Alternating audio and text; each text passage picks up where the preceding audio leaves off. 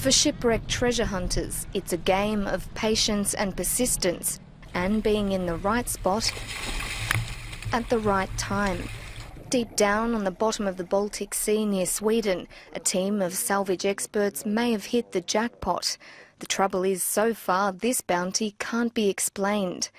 Peter Lindberg has been in the business for almost 20 years.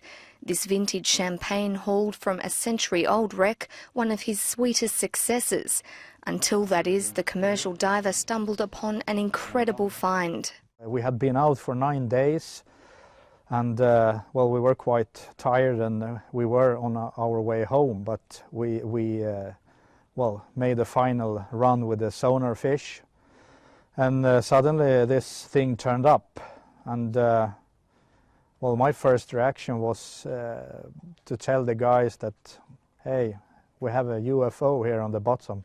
Sonar readings show it's about 60 metres across, or the size of a jumbo jet, and it's not on its own down there.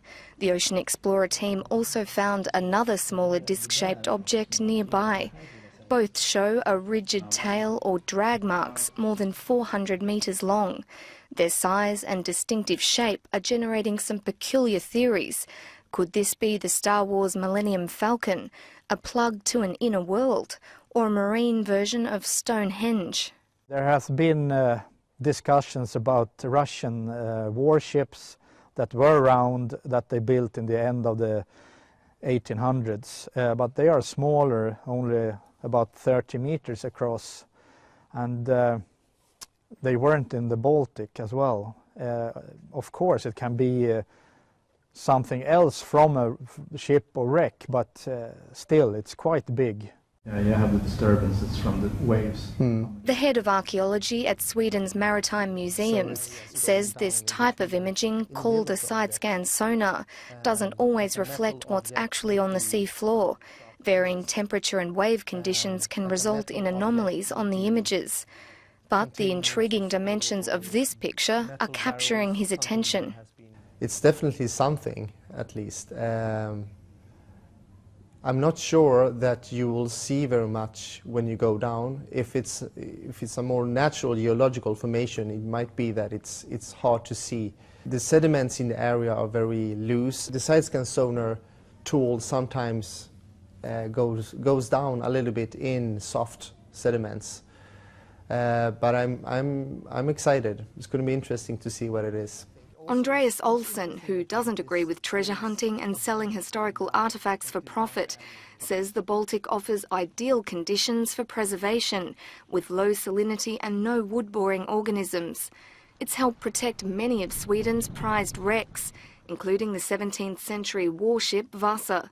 It was brought to the surface with its hull almost intact more than 50 years ago, and is now housed in its own museum in Stockholm.